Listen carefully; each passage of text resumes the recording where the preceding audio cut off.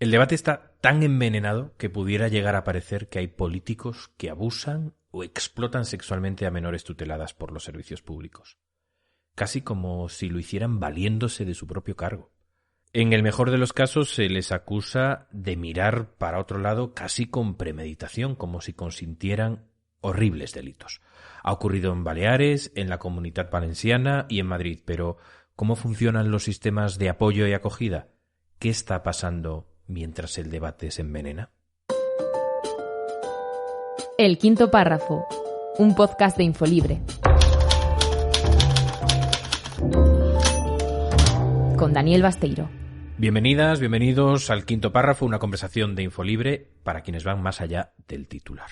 Soy Daniel Basteiro, el director de Infolibre, y si estás escuchando este podcast es gracias a las socias y a los socios que apoyan el periodismo de investigación y los artículos en profundidad.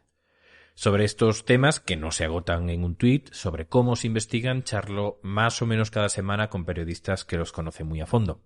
Me acompaña Sabela Rodríguez, periodista de Infolibre, que escribe sobre igualdad, diversidad o violencia de género, entre otras muchas cosas. ¿Qué tal, Sabela? ¿Cómo estás? Hola, ¿qué tal? Pues encantada de estar aquí y sobre todo de hablar de este tema desde otra perspectiva a la que no estamos tan acostumbrados. Pues enseguida hablamos de cómo se organiza la tutela de menores en nuestro país, sobre la que has escrito varios artículos recientemente. Pero antes, si te parece, vamos a ponernos en situación de la mano de Samuel Martínez. La policía ha detenido a 37 personas por su presunta participación en una organización criminal que se dedicaba a la explotación sexual de menores. Servicios Sociales admitió que 16 de los adolescentes que residen en sus centros han sido víctimas de redes de prostitución de menores, pero la delegación de gobierno los considera casos aislados. Las menores de Madrid no son las únicas que han sufrido este tipo de abusos, mientras el sistema público las debería haber protegido. Hemos visto en televisión y oído en la radio todas esas noticias. También hemos leído en prensa cómo los casos de las menores tuteladas explotadas sexualmente se convertían en un arma política. Y en el Congreso, Pablo Casado ha acusado al gobierno de dejar desprotegidas a las menores prostituidas en Valencia. ¿Para qué sigue un gobierno que deja las niñas tuteladas por el gobierno socialista de Baleares que fueron prostituidas y se niegan a investigarlo? ¿A la menor abusada por el marido de Mónica Oltra mientras el gobierno socialista valenciano lo ocultaba? ¿A un niño de una indultada por usted que ocultaba agresiones sexuales? Tanta chorrada de niñes y de huelga de... En cambio, no se ha pronunciado sobre el caso en Madrid, aunque también son menores tuteladas y también han sido explotadas sexualmente. Pero ¿cuál es el fondo del asunto? En el centro de todo se encuentran la privatización y la escasez de recursos que tienen los profesionales para proteger a los más vulnerables. Y casi como una premonición o un vaticinio, tal y como escribe la periodista Sabela Rodríguez, un extrabajador de uno de los centros de tutela que están en Madrid aseguró hace unos años que ningún menor puede mejorar en dichas instalaciones, a no ser que se prostituya en la calle. Parece claro que la controversia política va, por un lado, la trifulca partidista, y poco tiene que ver con un debate pues muy amplio, ¿no?, sobre la cuestión de fondo, que es cómo se trata a los menores. ¿Tienes tú esta percepción? Sí, esto en realidad es habitual que pase, ¿no? Que surja un problema y se trate de manera muy superficial y siempre para sacar rédito político. Ha pasado con las residencias, por ejemplo, lo tenemos muy reciente, y está pasando ahora con los menores tutelados.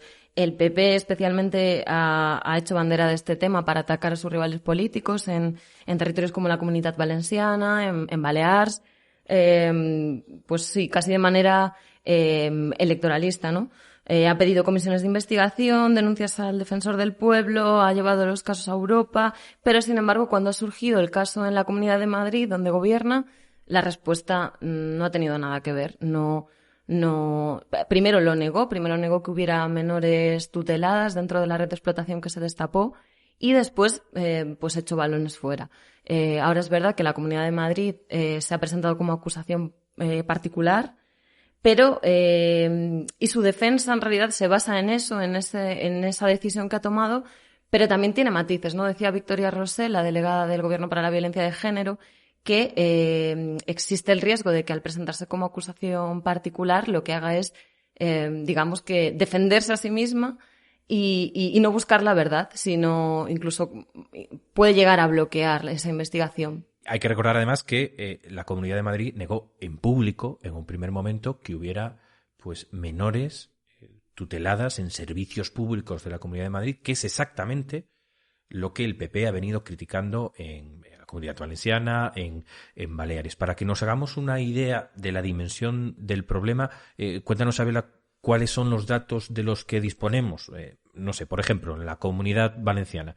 ¿Qué dice el informe del Síndic de Greuges, el Defensor del Pueblo, sobre esta situación? En la Comunidad Valenciana, el Defensor del Pueblo inició una investigación, emitió un informe recientemente en el que habla de 175 atenciones, que es importante también matizar que habla de atenciones, no de casos confirmados de abusos sexuales, sino de atenciones que han llegado a los servicios de la comunidad. Atenciones por ese motivo, aunque después hay que dirimir si en realidad hubo o no un abuso, ¿no? Claro, esas son atenciones que las instituciones reciben y que luego la Fiscalía tiene que investigar si hay delito. El informe dice que de esas 175 personas que atendieron, pues por ejemplo 127 eran de sexo femenino, la mayoría de los casos estaban entre los 13 y los 17 años y esta semana Mónica Oltra dio algunos detalles más a fondo sobre el informe. Por ejemplo, ella explicó que la mayoría son casos de abusos o agresiones sexuales previos a la entrada en el sistema. Es decir, que son menores que ya venían sufriendo abusos y que, de hecho, muchas veces es por esa causa por la que acaban en el centro de protección.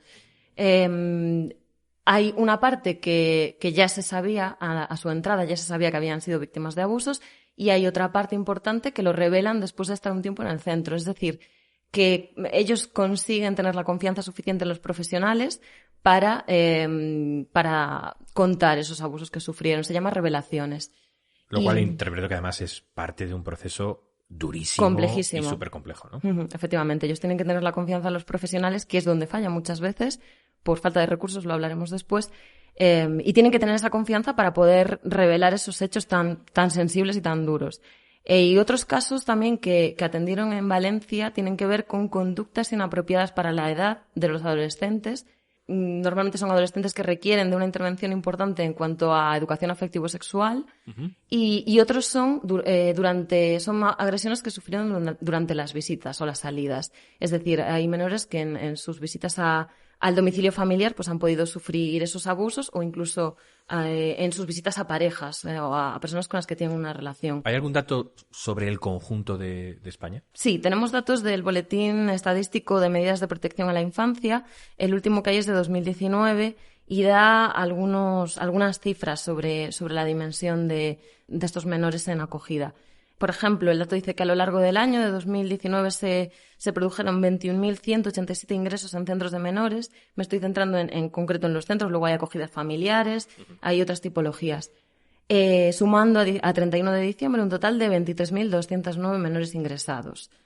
La mayoría son porque se les retira la tutela a las familias y entonces acaban en el centro de protección, pero luego hay otros casos más particulares, guarda provisional, guarda voluntaria y otras causas. Ahora que ya conocemos algunos de los datos, cuéntanos cómo funcionan estos centros de acogida. Cuando hablamos de los centros de menores solemos hablar de dos tipologías. Están los centros de protección que van a parar menores que por ejemplo, que se les retira la tutela a sus familias, y luego están los centros de reforma, que son ya cuando los menores cometen algún tipo de delito, lo que conocemos todos como reformatorios, y entonces tienen que tener un control mucho más estricto. En los centros de menores pasa esto, que no hay ese control, ¿no? Que ellos tienen que poder hacer una vida lo más parecida posible a la que harían en un domicilio familiar, en un hogar.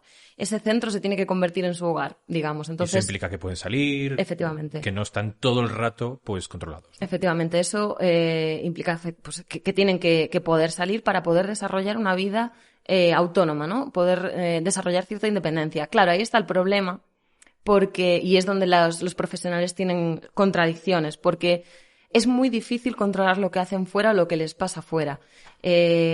Muchos trabajadores con los que hemos hablado nos comentan que, por ejemplo, hay menores con problemas de adicciones que aprovechan esas salidas para seguir consumiendo. O hay menores que están muy ligados a sus familias y son familias con entornos muy complejos y donde pueden desarrollarse problemas. Pero es muy difícil de controlar. Y si pones más control, es difícil que esos menores desarrollen una vida autónoma. Entonces, ahí está la complejidad de los temas y los problemas que surgen con las salidas. ¿Qué tipo de situaciones o de problemas pueden presentar los menores que hay en esos centros? Pues precisamente, volviendo a los datos de la Comunidad Valenciana, de que la mayoría de casos que se atienden en los servicios especializados tienen que ver con abusos previos, esto no son excepciones, no es un caso aislado. Los trabajadores lo que cuentan es que la mayoría de niños que atienden y niñas vienen con casos de abusos, de problemas, de violencia, de consumo. Entonces, hay que tener en cuenta que ya vienen de un entorno de exclusión. Ellos han sido excluidos. De hecho, una de las personas con las que hablamos para un artículo, Ana Lima, exsecretaria de Estado de Servicios Sociales, comentaba que hay un fracaso en la entrada del sistema y en la salida. En la entrada, ¿por qué? Porque ya están excluidos de antes. Entonces, por ejemplo, menores que son conflictivos y son expulsados del colegio, se les deja en la calle, se les deja totalmente apartados. Entonces, ahí empiezan los problemas. Son menores que ya vienen con esos problemas previos de violencia, de consumo, de problemas mentales, que luego además no siempre hay los recursos necesarios para que se atienda. Uh-huh. Pues hablemos justamente de los recursos, hablemos de dinero. ¿Hay suficientes fondos? Y sobre todo, ¿quién gestiona, en manos de quién están estos centros? Pues ese es uno de los principales problemas que señalan los trabajadores. Son centros, es un servicio que está externalizado, el servicio sale a concurso y normalmente son fundaciones, ONGs o empresas privadas quienes lo asumen. Por darte un dato, volviendo al boletín y a los datos de 2019, en un total de 1.228 centros ordinarios registrados, el 80% está en manos de estas entidades, que se llaman colaboradoras. Solo el 20% es de titularidad pública. Esto lo que denuncian los trabajadores es que supone un abaratamiento de los costes, ellos buscan rentabilidad y los trabajadores, por tanto, están en condiciones pues más precarias. Hay una rotación muy grande de los trabajadores porque es muy difícil que se mantengan mucho tiempo en un mismo puesto de trabajo y esto también dificulta que se generen lazos con los menores. Y ahí es donde está el principal foco de problemas de estos centros. Entiendo además que si está privatizado o externalizado, pues no sé en el caso de las fundaciones o las ONGs, pero habrá empresas que tengan además ánimo de lucro, es decir, que quieran ganar dinero con este negocio, ¿no? Claro, efectivamente, hay empresas que lógicamente tienen ánimo de lucro, pero incluso en el caso de las fundaciones y las ONGs y el sector religioso, porque hay un vínculo muy estrecho de las entidades religiosas con los centros de menores por una cuestión histórica de caridad. Mónica Oltra, que es la consellera de Igualdad y por tanto la que está al frente de esta gestión, se ha comprometido a asumir esas recomendaciones y a ponerlas en práctica. Lo que hay que hacer ahora es evaluar esos protocolos, porque sobre el papel funcionan o parece que deberían funcionar, pero hay que ver si efectivamente es así. Una de las cuestiones que también fallan es la escasez de inspecciones. Vamos ya con los comentarios de las socias y socios de Infolibre. Tus artículos han tenido varios comentarios en los que, para empezar, se comprueba la sorpresa porque esta gestión esté privatizada. Por ejemplo, alguien que se presenta como Ángel Díez dice que es, y lo cito, una barbaridad, es como privatizar la policía, la Guardia Civil o privatizar el ejército. ¿Tiene sentido esta comparación? ¿Influye la gestión en la calidad del servicio que se acaba prestando? Claro que influye. Lo hablábamos antes con el tema de las empresas y el ánimo de lucro que pueden perseguir. Es un servicio que tiene que ser público y que tenga una gestión privada, pues merma la calidad de ese servicio, que además estamos hablando de menores, de vidas y de situaciones muy vulnerables y muy delicadas. La dignidad de un país se define, entre otras cosas, por cómo trata a los vulnerables. Las personas mayores y los niños y niñas son un buen ejemplo y muestra de lo que falta por avanzar. En este caso, además, el que tantísimo preocupa a algunos partidos, se trata mayoritariamente de niñas. Es decir, que sufren doblemente. Gracias, Abela, gracias por ayudarnos a comprender este tema más allá del ruido. Muchas gracias y seguiremos hablando de ello. Y gracias a las y los que nos estáis escuchando por acompañarnos en el quinto párrafo. Gracias por ir más allá del titular. Si sois socias o socios, sabed que esto es gracias a vuestro apoyo. Y si no lo sois, pues os esperamos. Solo con vuestro compromiso podremos seguir trabajando en historias como esta. Hasta pronto. El quinto párrafo, un podcast producido por Taller de Ideas. Redacción Samuel Martínez. Producción y montaje Santiago Valiente. Infolibre. La información que recibes depende de ti.